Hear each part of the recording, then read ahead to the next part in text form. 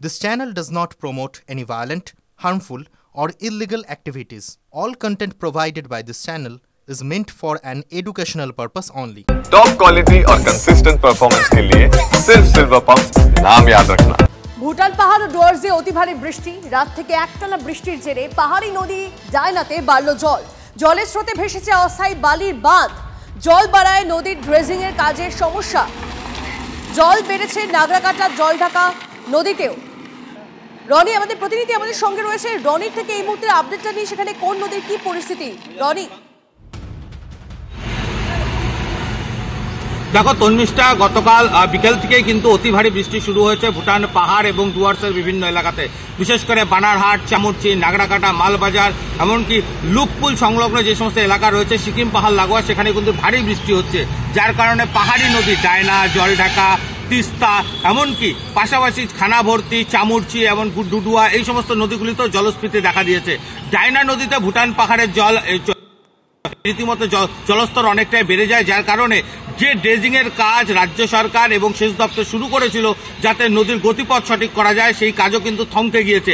আমরা দেখতে পেয়েছি যে সেই এলাকায় যে অস্থায়ী বালির বাঁধ দেওয়া হয়েছিল নদীর গতিপথ ঠিক করতে, সেই বাঁধ জলের স্রোতে ভেসে গিয়েছে এবং যার ফলে কিন্তু রীতিমতো সমস্যায় পড়েছে কাজ।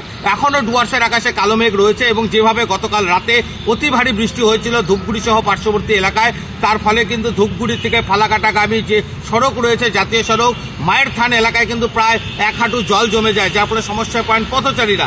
এমনকি কালুয়া নদীতেও জল বেড়ে যায়। তবে যেভাবে ভুটান পাহাড়ে বৃষ্টি হচ্ছে এবং ডুয়ার্সের আকাশে এখন কালো মেঘ রয়েছে, তাতে ভারী বৃষ্টি হলে বন্যা পরিস্থিতি তৈরি হতে পারে, এমনটা কিন্তু আশঙ্কা প্রকাশ করা হয়েছে। ইতিমধ্যেই বানারহাট ব্লক প্রশাসন এবং পুলিশের তরফে নদীর পার্শ্ববর্তী এলাকার মানুষকে সতর্ক এবং সচেতন করা হচ্ছে।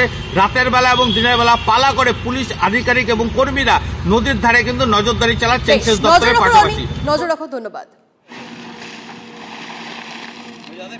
যাতে নাব্যতাটা ফিরে পায়, নদী নির্দিষ্ট যেমন এই ফরেস্টে জল ঢুকে যাচ্ছে, গ্রামের বস্তিতে জল ঢুকে যাচ্ছে, যাতে করে ফরেস্ট বা বস্তিতে জলটা না ঢোকে, সেই জন্য এই ড্রেজিংটা করা। আমরা কন্টিনিউয়াসলি ড্রেজিং করছি, আপনি এসে দেখতেই পাচ্ছেন ড্রেজিংয়ের কি হাল, নদীতে কত পরিমাণ জল ছেড়েছে, যেমন অবস্থা। ঠিক কি মনে হচ্ছে ড্রেজিং এর কাজ কি চালানো যাবে এইভাবে? ড্রেজিং এর কাজ চালানো সম্ভব। দেখুন, আমার হাতে তো কিছু নেই, আমি যথাসাধ্য চেষ্টা করছি কন্টিনিউয়াসলি কাজটা করার জন্য, কিন্তু প্রত্যেকদিন প্রতিনিয়ত এইভাবে বৃষ্টি হলে তাহলে পসিবল হবে না। ডুয়ার্স ও ভুটান পাহাড়ে ভারী বৃষ্টি, সতর্ক প্রশাসন। বানারহাটের গয়েরকাটা জ্যোতির্ময় কলোনিতে নদী তীরবর্তী এলাকার বাসিন্দাদের সঙ্গে কথা বলেন প্রশাসনিক আধিকারিকরা। স্থানীয়দের সতর্ক থাকার পরামর্শ, নদী তীরবর্তী এলাকায় চলছে নজরদারি। পরিস্থিতি মোকাবিলায় তৈরি থাকতে বলা হয়েছে বিপর্যয় মোকাবিলা বাহিনীকে। ধূপগুড়ি থেকে ফালাকাটাগামী জাতীয় সড়কে জমে জল। সকাল থেকে আলিপুরদুয়ারে মেঘলা আকাশ, ঝিরঝিরে বৃষ্টি, স্বস্তির খবর। সংকোষ কালজানি তোরসা নদীতে এখনো জল বাড়েনি, তবে ভুটান পাহাড়ে লাগাতার বৃষ্টিতে আশঙ্কা থেকেই যাচ্ছে। এবার আরো একটা আপডেট দিই আপনাদেরকে। তিস্তায় হলুদ সতর্কতা, ব্যারাজ থেকে দফায় দফায় জল ছাড়ায় তিস্তায় জলস্ফীতি। চলতি মৌসুমে প্রথম হলুদ সতর্কতা তিস্তার অসংরক্ষিত এলাকায়। গতকালই তিস্তার দোমোহনী থেকে বাংলাদেশ পর্যন্ত নদীর অসংরক্ষিত এলাকায় হলুদ সতর্কতা জারি সেচ দপ্তরের। জল ঢাকার অসংরক্ষিত এলাকাতেও হলুদ সতর্কতা। অন্যদিকে বেলাগাম তিস্তাকে বাগে আনতে নদী খননের পরিকল্পনায় অনুমোদন দিয়েছে রাজ্য। বর্ষা শেষ হতেই যাতে কাজ শুরু হয় তার প্রক্রিয়া চলছে। সেচ দপ্তরের তত্ত্বাবধানে তিস্তা খননের কাজ করবে রাজ্য সরকারের mineral development and trading corporation limited. এতে আগামী বর্ষায় তিস্তাকে পুরনো পথে ফিরিয়ে আনা সম্ভব হবে বলে মনে করা হচ্ছে। 2023-এ সিকিম পাহাড়ে ভয়াবহ প্রাকৃতিক বিপর্যয়ে তিস্তা পাড়ের লালটং বস্তি ও চমকডাঙ্গি গ্রাম নিশ্চিহ্ন হয়ে যায়। তিস্তা নদীর সেবক পাহাড়ের নিচ থেকে শুরু করে মাল, রাজগঞ্জ সদর ব্লক হয়ে ময়নাগুড়ি পর্যন্ত প্রথম পর্যায়ে 60 কিলোমিটার নদী খননের জন্য MDTCL-কে দায়িত্ব দিয়েছে সরকার।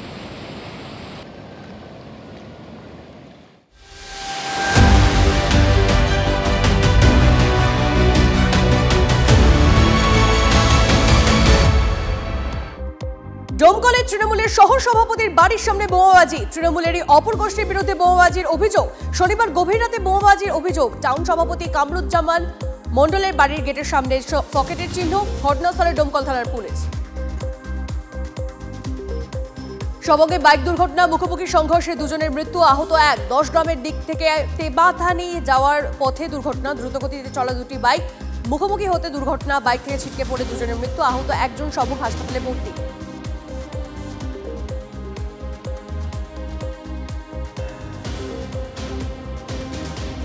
ছ বছরেও বেহাল পিংলার পিন্ড্রুয়ের 10 কিলোমিটার রাস্তা, ক্ষোভে ফুঁসছে স্থানীয়রা। স্থানীয়দের অভিযোগ, প্রতি ভোটেই রাস্তা তৈরির প্রতিশ্রুতি মেলে, ভোট মিটলেই প্রতিশ্রুতি উধাও। প্রশ্নের মুখে অভিনেতা সাংসদ দেবের প্রতিশ্রুতি, এবার রাস্তার কাজ না হলে বড় আন্দোলনের হুঁশিয়ারি। বন দপ্তরের পাতা খাঁচায় ধরা পড়ল পূর্ণবয়স্ক চিতাবাঘ। বানারহাট ব্লকের হলদিবাড়ি চা বাগান এলাকায় চাঞ্চল্য, বেশ কিছুদিন ধরেই এলাকায় বাঘের হানা। খাঁচা পাততেই বন্দি চিতাবাঘ উদ্ধার করে বনকর্মীরা, কিছুটা আতঙ্কমুক্ত এলাকাবাসী। ফের ডাইনি অপবাদে মারধরের অভিযোগ, আক্রান্ত আদিবাসী বৃদ্ধা, তার মেয়ে ও নাতি মারধর করে তাদের গ্রাম ছাড়া করার অভিযোগ প্রতিবেশীদের বিরুদ্ধে। বালুরঘাট ব্লকের নওপাড়া আদিবাসী গ্রামের ঘটনা, তদন্তে বালুরঘাট থানার পুলিশ। মানিকচকে আগ্নেয়াস্ত্র সহ গ্রেপ্তার যুবক, খেজুরবোনা এলাকায় অভিযান চালিয়ে অস্ত্র উদ্ধার, পাইপগান ও 9mm পিস্তল সদৃশ গ্যাস লাইটার উদ্ধার।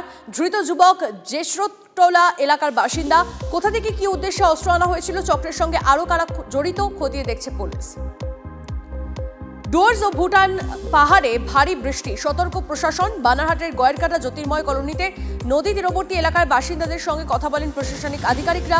স্থানীয়দের সতর্ক থাকার পরামর্শ, নদী তীরবর্তী এলাকায় চলছে নজরদারি।